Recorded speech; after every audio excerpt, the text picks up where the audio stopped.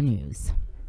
All right, thank you very much. Serena 643. Yeah, a bunch of technical hiccups, but just get the show on the road, and we'll bring on Jesse Mendiola. Now, Jesse, if you guys follow him on Facebook, and he's also, if you're a fan of KUAM News, you're able to do a great interview with him about his journey on recovery. And we were talking yesterday. I was like, man, what do I put as your title? And you know, me and you were kicking around like, oh, concerned citizen or something. Then I texted Jess and I was like, how is recovery activist? Do you like the sound of that? And he was like, yeah, I like the sound of that, man. So, so let's bring on recovery activist Jesse Mendiola. Good morning, Jess. Hi, Jess. Oh, wait, that's my. You there? Is that you, Jess? Yes, hello? Hi, Oh, good there you morning. are, buddy. Right on. Hi. Hi, good morning. Good morning. Thank you guys for having me on the show. You're Oh, right. always a pleasure. So we watched your testimony during the hearing, and we're going to play it after the call. I know you're a working man. You're getting ready to clock in, so we just want to ask. You testified against this bill. Is it 226? And this is I testified in support of the bill. Right, in support of the bill. And wow, you were a little bit outnumbered as we saw the game rooms come out in force. They had the game room owners. They had the game room employees. They had, the game room supporters. So I guess just first of all, Jess, Guam being a very small community, this is a very divisive issue. What was it like to go in there and to not just give testimony, but to give the type of testimony that you did, just a few feet away from, people who probably wanted to wring your neck for saying what you said? When I pulled in to the legislature, I saw a number of people outside with protesting signs. And I was like, oh, great, we got people in support of the bill. Then when I read the signs, I was like, oh, no. It's like parting the Red Sea. So I walked in there. I told myself, you know what, I got myself into this. I got to see this through. Because though there are 20, 50, 75 people out here, I'm speaking for the silent voices of thousands of people out there. Not just the addicts, but those who are affected indirectly because of these game rooms. So I held my head leveled, and I walked in there. I sat down, and as these individuals were clapping for the testimonies of their colleagues or their friends, I was beside myself. I was beside myself because of the, I don't want to say ignorance, even though ignorance would be a great word. I would rather use uneducated. Because of the uneducated individuals that were giving testimony, they're not as keen to what mental health issues and addiction and gambling brings to the island. There's no way to avoid the ripple effects of damage that is caused by this whole issue. That's a given. On one hand, we have people who will lose jobs and government lose revenue.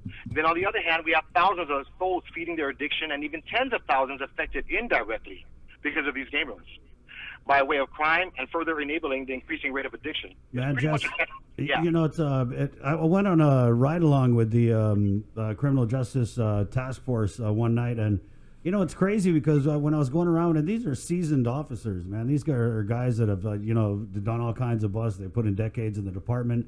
Part of our rounds were going around the areas where there were game rooms because it's exactly like you said in your testimony. These are areas where people are using drugs, selling drugs. They're gambling, trying to double the drug profits to get more drugs. And I mean, it's just a bad situation all around. And to hear it, and I'm really surprised that we didn't see anybody from or maybe I missed it, the Guam Police Department. That would have been really interesting to have some testimony from them. But I really feel like there's some very powerful political forces at play here. Yes, let me chime into that. Okay. I mentioned in my testimony, I said, not to offend anybody, but could it be that political contributions are being made to these senators? And that is without a doubt the case here, because the people have spoken against these game rooms. And I don't want to attribute the game room's existence to loopholes, because let's keep it real. It's the deep pockets of these owners of these establishments that are contributing to these senators who have the power to legislate things. So they're basically, in essence, asking them to turn the other cheek. Right. And it's so sad that each public servant began office with altruistic views to help the people of Guam and better the island. Yet over the course of their term, they've lost their way.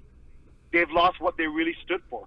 Most importantly, their integrity was bought just to lengthen their pockets. Because senators don't make much money. They make, $55,000 a year? Right. Yet when they leave office, their net worth is upward 250, 500,000, some even $1 million. You know, Jess, it's interesting that you talk about the donations, but I think in some cases, these the game room industry, if you will, they don't have to donate to people because they actually have. Well, let's just be real. Senator Shelton is very closely related to the at least one of the game room families. You've got other senators who, I mean, it's just obvious that there's a lot of political force behind this, which again, I want to go back to you having the courage to go in there and to give this testimony that we're about to play, Jess. So I guess just in closing, we had the hearing.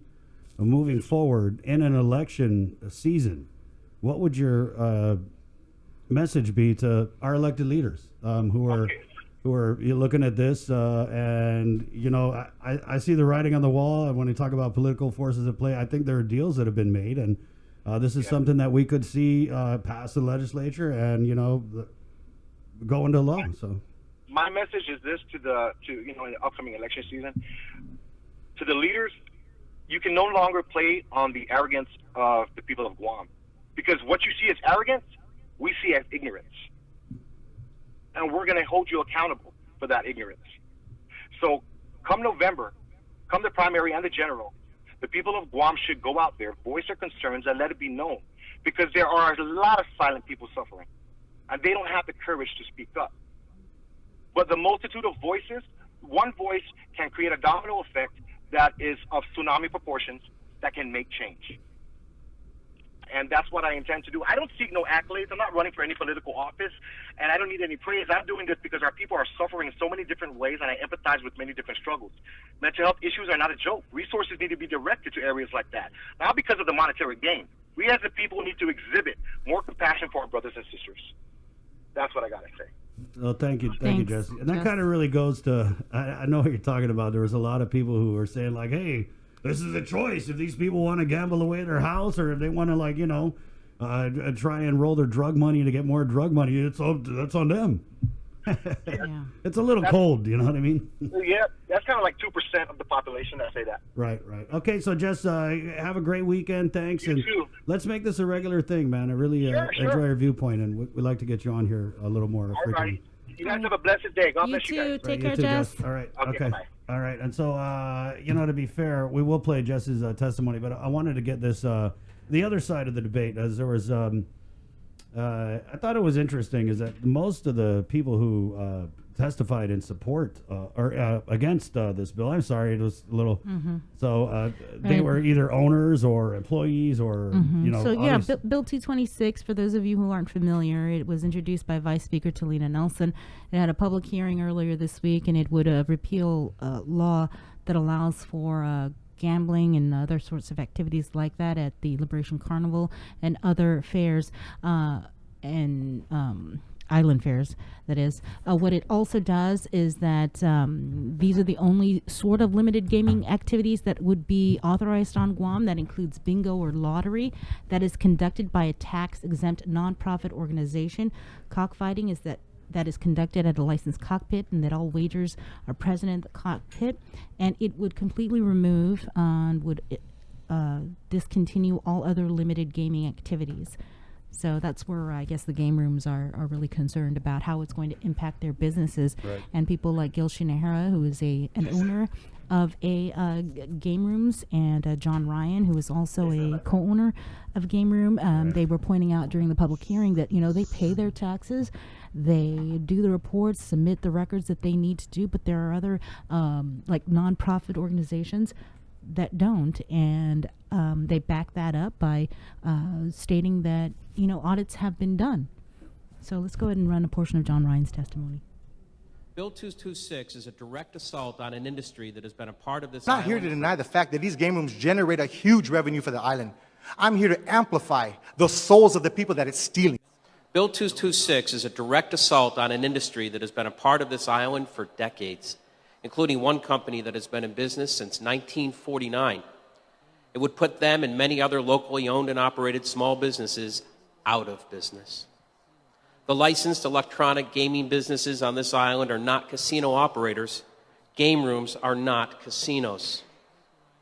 Indeed, anyone who is operating a casino game on this island is doing so underground, in the shadows, and illegally. The people who patronize these illegal renegade operators do so at their own risk. Together, these illegal underground operators and their patrons cheat the rest of the people of Guam out of millions in taxes. But let's set aside for a minute what's happening underground and illegally. Let's take a look at who this legislation singles out for protection while eliminating other forms of gaming. More than 90% of all money that is taken in by our machines is returned to players.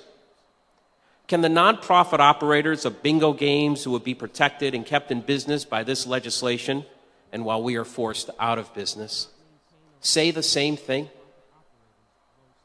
We don't know, because the Office of Public Accountability has said, quote, DRT does not maintain a record of nonprofit operators' gross income, closed quote.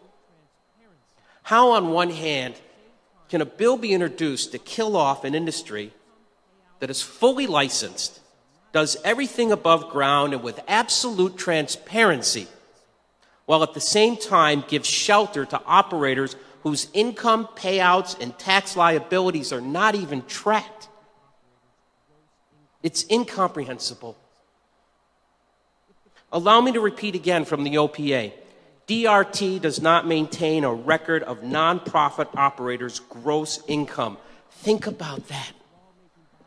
If the goal is to truly create accountability and fairness, maybe a good place to begin would be closer to home, within the very government for which this lawmaking body sets policy. Or if that is not the goal, then please be direct. What is the motivation behind Bill 226? Today you will hear, I'm sure, about the bona fide and verified economic impact of our industry on this community. Mr. Shinohara just did a very good job of eloquating a lot of that. From the millions in taxes we collect for the government to the millions we spend with other companies in the private sector. I would like to know if nonprofit bingo and other games achieve the same results. We have become a convenient scapegoat.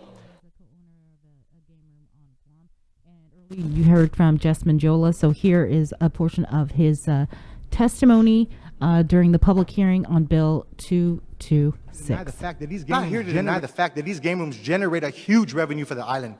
I'm here to amplify the souls of the people that it's stealing from. And that's my purpose here. I am against these game rooms for the simple fact that I would like to see the crime statistics from the inception of this pandemic up until this point and see how many robberies have decreased. I have robbed game rooms myself. I was arrested for it and I was incarcerated for it. Now that's a powerful testimony coming from somebody who's lived there. I walked into a game room and I violently took their money. Yeah, game rooms provide revenue for Guam, but it also steals a lot of souls.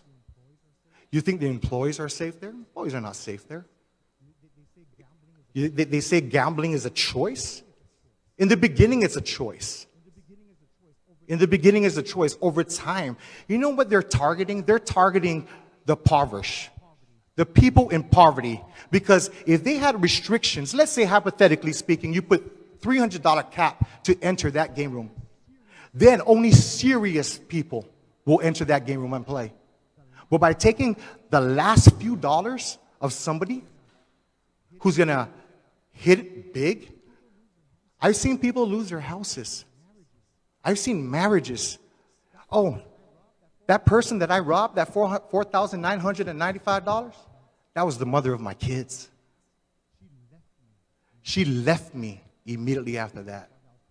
And by far, that was probably the best decision she's ever made because it took another 18 years for me to get my act together. You know, so the byproduct of these game rooms, it's a cascading effect. Yes, it's a domino effect, right? If you shut down these game rooms, there's going to be a lot of revenue loss. But think of how many people would no longer be controlled by their vice. It's like the game room is the dealer, and I'm the addict. It's the same theory when I was a drug dealer and I'm dangling a half a gram in front of an addict. I didn't care for them. I wanted their money. I could justify I got to pay my rent, I got to pay my bills, my power. But the fact of the matter is I was complicit in their addiction. There you go, recovery activist Jesse Mendiola and his testimony in support of Bill 226 at the Guam legislature. It's a lot of interesting points Bree raised. You know, one of them is one of the game room owners, Gil Shinahara, had said that the referendums that a lot of our elected leaders hold out as evidence that our people are against all types of gambling. Those referendums dealt specifically with casino gaming and slot machines, right? and Guam Greyhound, right? When they were trying to get gambling at their facility. I mean, I think that's just a little bit of a stretch. So, what do you guys want us to do? Do we need to go have a referendum on the game rooms? Do we need to go have a referendum on pachinko? Do we need to go have a referendum on Bito Bito? We're going to go have a referendum on pay red, pay yellow, pay blue. I mean, just to satisfy that argument? Is that what? It's a 6:59. There's a whole lot of stuff going on this morning on the show. We've got the interim president. Talk about a promotion, going from a governor to a president of the Guam Visitors Bureau. Former Governor Carl Gutierrez coming in and talk about the tourism reopening. We got the Port General Manager, Roy Respicio.